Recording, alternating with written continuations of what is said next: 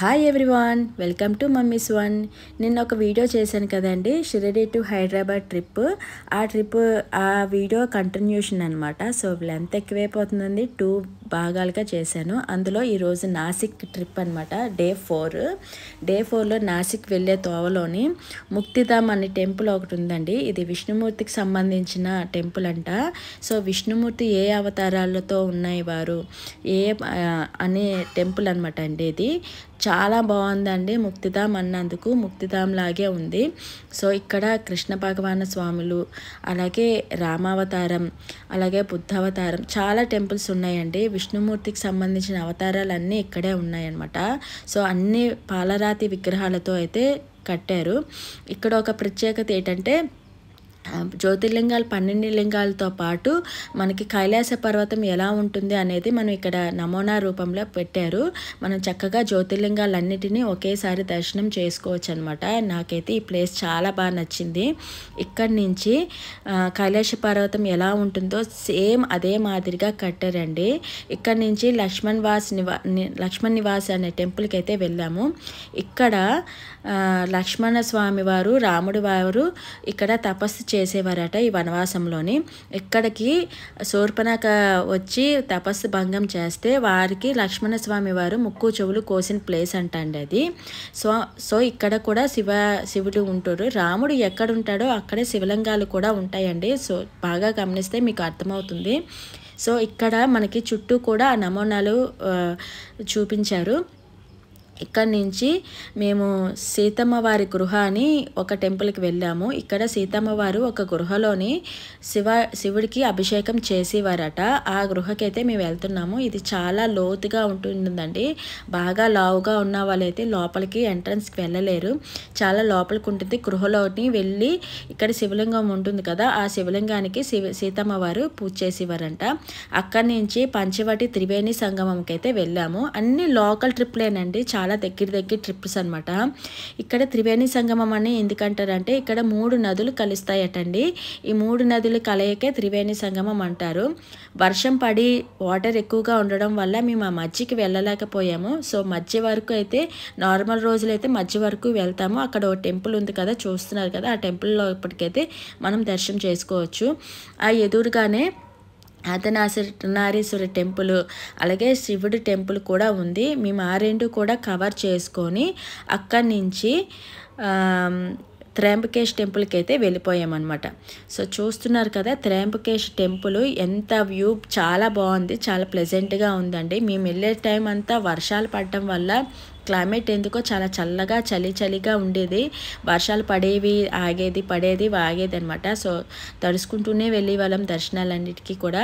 ఇది Tryambakesh main entrance అనమాట. So చుట్టూ షాపింగ్ మాల్స్ ఉంటాయి. లోపలికి ఎంట్రన్స్ అండి. ఫోన్స్ అయితే అలౌ లేదు అన్నారు, కాకపోతే కొంచెం దొంగచాటుగా అయితే తీసానండి, ఏమనుకోవద్దు. సో మీకు కూడా తెలియాలి కదా. సో లోపలికి వెళ్ళగానే గాలిగోపురం చూసారా ఎంత పొడవుగా ఉందో. లోపల అయితే మాత్రం స్టార్టింగ్లోనే నందీశ్వర స్వామికి దర్శనం చేసుకొని, లోపల విగ్రహం అయితే ఇలా ఉంటుందండి. లోపల చిన్న శివలింగాలు ఉంటాయి. వాటిని కలయికే త్రయంబకేశ్ అనే అంటారు. అందువల్లే ఈ టెంపుల్ని త్రయంబకేశ్ అంటారు. జ్యోతిర్లింగాల్లో ఒక లింగం అనమాట. సో బయటకు వస్తే గుడి కట్టడం అయితే ఇలా ఉంటుంది. అంతా నల్లరాతి టెంపులేనండి. అప్పట్లోని కట్టారు కాబట్టి ఇప్పటి వరకు ఇలా వస్తుంది. చూసారు కదా, ఆ కళాకృతికి హ్యాట్స్ ఆఫ్ చెప్పుకోవచ్చు. సో ఎంత బాగుందంటే మాటల్లో చెప్పుకోలేనండి. మీరు ఒకసారి వెళ్తే కనుక మైమర్చిపోతారనమాట, అంత బాగుంది ఈ టెంపుల్ చూస్తే. సో చూసారు కదండి, చాలా బాగుంది కదా ఈ టెంపుల్. బయట కూడా ఆ విగ్రహాలని మనం తాకలేము కాబట్టి బయట కూడా ఇలా విగ్రహాన్ని అయితే పెట్టారు, శివలింగాన్ని. అవి తాకి నమస్కరించుకొని మేమైతే షిరిడీకి అయితే బయలుదేరిపోయామండి. మాకు 9కి ట్రైన్ అనమాట. సో షిరిడీలోనే మళ్ళీ ట్రైన్ షిరిడీ టు హైదరాబాద్కి ట్రైన్ చేయించుకున్నాము. నైట్ ట్రైన్ అయిన తర్వాత హైదరాబాద్లోని కాచిగూడకి దిగామన్నమాట. డే 5 ఇది. కాచిగూడ రైల్వే స్టేషన్ అండి. కాచిగూడలో దిగిపోయాము. కాచిగూడ నుంచి సికింద్రాబాద్కి వెళ్దామని వెహికల్ అయితే బుక్ చేసుకున్నాము. సికింద్రాబాద్లోని రూమ్స్ అయితే అలౌ చేసుకున్నాము.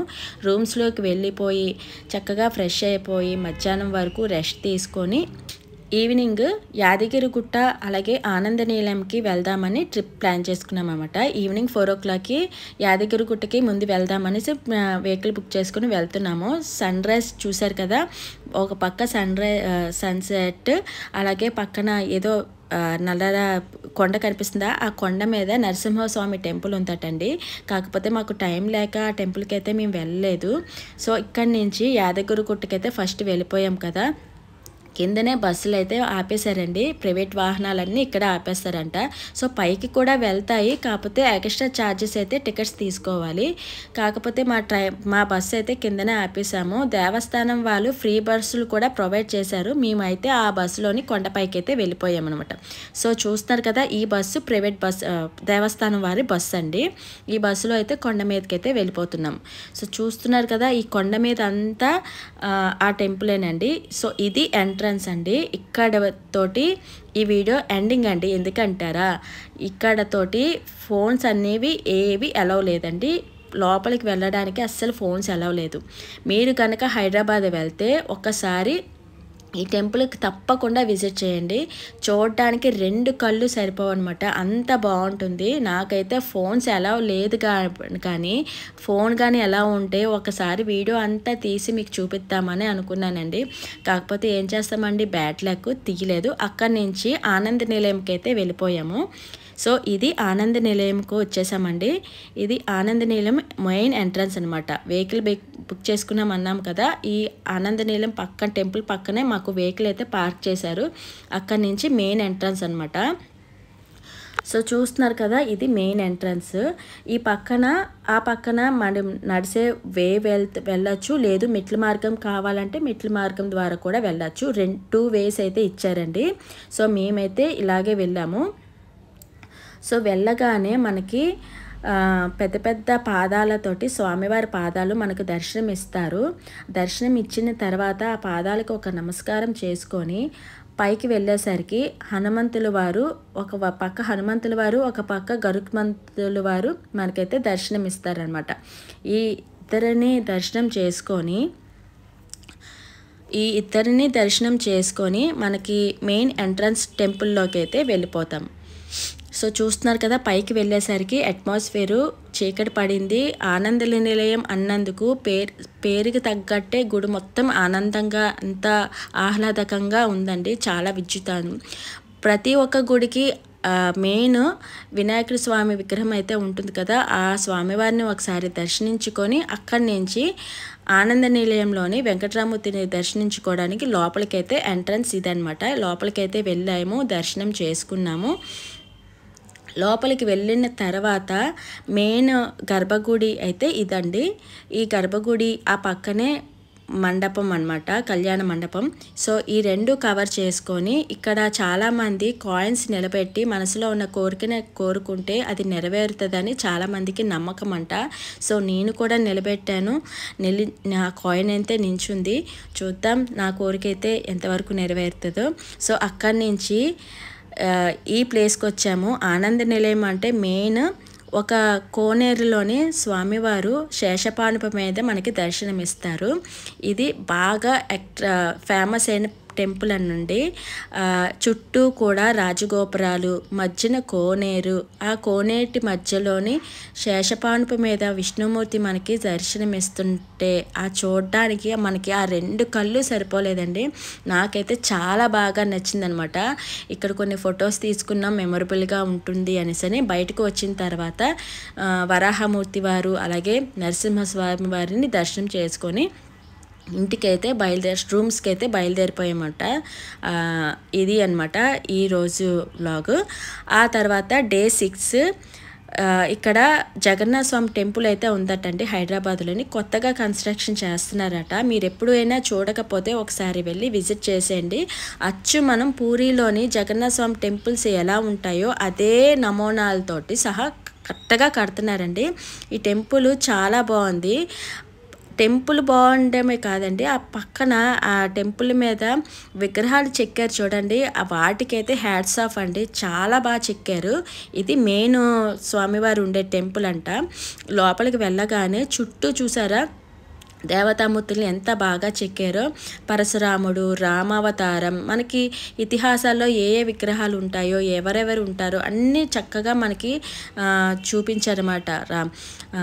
ఇలా మొత్తం అన్నీ చూపించారు. బ్రహ్మ, విష్ణు, శివ, పార్వతీ పరమేశ్వరులు, అలాగే నరసింహస్వామి వారు, అలాగే చుట్టూ కూడా ఆ రాజగోపురం ఏంటి, ఆ లోపల విగ్రహాలు ఏంటి, అలాగే రామావతారం, చాలా మాత్రం విగ్రహ రూపంలోనే అన్నీ చూపించారండి. మెయిన్ జగన్నాథ స్వామి టెంపుల్ అయితే ఇదండి.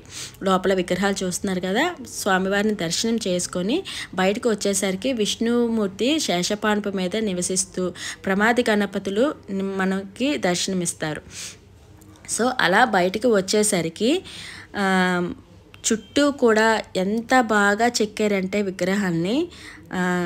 ఈ టెంపుల్ కనుక వస్తే కనుక సమస్త దేవతల్ని మనం దర్శనం చేసుకోవచ్చు. చూసారు కదా అర్ధనారీశ్వర టెంపుల్ ఎంత విగ్రహం అనమాట, ఎంత బాగా చెక్కారో.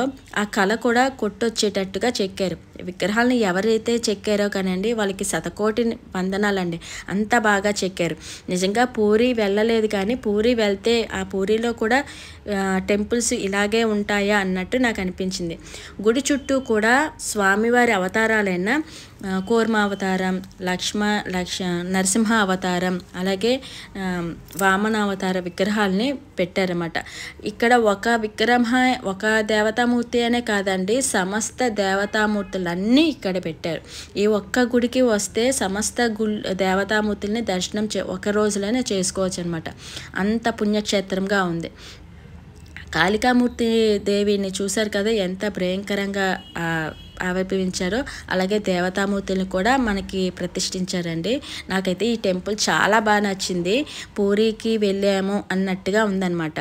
సో అక్కడి నుంచి పెద్దమ్మ తల్లి గుడికి అయితే వెళ్ళిపోయాము. పెద్దమ్మ తల్లి గుడి అనమాట. ఇది చాలా ఫేమస్ కదండి హైదరాబాద్లో పెద్దమ్మ తల్లి గుడి అంటే. ఎంట్రన్స్లోని గాలిగోపురం ముందున శంకుచక్ర నామాలు త్రిశూలంతో మనకి ఒక పార్కులో అయితే పెట్టారు. అక్కడి నుంచి పెద్దమ్మ తల్లి గుడికి లోపలికైతే ఎంట్రన్స్ వెళ్ళామన్నమాట. సో మెయిన్ ఎంట్రన్స్ ఇదనమాట. ఈ లోపల నుంచే వెళ్తాము. ఈ లోపల ధ్వజస్తంభంకి ఆపోజిట్లోని ఎడమవైపు నుంచి వెళ్తే మనకి నవదుర్గ ఆలయం అంటూ ఒకటి ఉంది, నవశక్తి దేవాలయం అనమాట. సో ఈ లోపల నవశక్తులు అయితే ఉన్నారటండి. ఆ అమ్మవారిని ఒకసారి నమస్కరించుకొని అక్కడి నుంచి మెయిన్ అయిన అమ్మవారి పెద్దమ్మ తల్లి గుడికి లోపలికి అయితే వెళ్ళాము. ఇక్కడైతే ఫోన్ ఎలా లేదు చెప్తున్నాను కదా, ప్రతి ఒక్క దగ్గర నిన్ను దొంగచాటుగానే ఫొటోస్ తీశానండి. దర్శనం చేసుకుని బయటకు వచ్చిన తర్వాత ఇక్కడ కూడా అమ్మవారికి ఆపోజిట్లో ధ్వజస్తంభం దగ్గర కాయిన్స్ నిలబెడతారట అండి. మన మనసులో కోరికను కోరుకొని నిలబెట్టిస్తారట. సో ఇక్కడ చాలా క్రౌడ్గా ఉండడం వల్ల నేనైతే చెయ్యలేదు. సో చాలామంది ఇక్కడ చేస్తే చాలా మంచిదని అన్నారన్నమాట. ఇక్కడ బోనాలు సమర్పించే ప్లేస్ అటండి. హైదరాబాద్ శ్రావణ మాసం, ఆషాఢ మాసం వస్తే బోనాల పండుగ అవుతుంది కదా, ఆ బోనాలు ఇక్కడ ఈ అమ్మవారికి ఈ ప్లేస్లో అయితే సమర్పిస్తారటండి. ఈ ప్లేస్ని బోనాలు సమర్పించే స్థలం అని అంటున్నారంటండి. ఇక్కడి నుంచి అన్నప్రసాదం పెట్టే ప్లేస్కి వెళ్తున్నాం. సో ఇది పుట్టబంగారం అమ్మవారు అనమాట. అక్కడి నుంచి లోపలికి వెళ్ళేసరికి ఇది అన్న సంతర్పణ చేసే ప్లేస్ అండి. ఇక్కడ భోజనం తింటేనండి మహాప్రసాదం ఎంత బాగుందో. మన ఆంధ్రాలోని కూడా ఏ టెంపుల్లోని కూడా అంత ఎక్కువగా పెట్టే ప్రసాదం అన్నప్రసాదం అనేది లేదనమాట. అంత బాగుంది. బగారా రైసు, స్వీటు, ప్రసాదం అయితే చాలా టేస్ట్గా ఉందండి. ఒకసారి మీరు కూడా తినండి. ఇదండి మా షిరిడి టు హైదరాబాద్ ట్రిప్. మీకు యూజ్ అనుకుంటే నచ్చితే కనుక ఒక లైక్ చేయండి, షేర్ చేయండి, అలాగే సబ్స్క్రైబ్ చేసుకోవడం అస్సలు మర్చిపోకండి. Bye bye.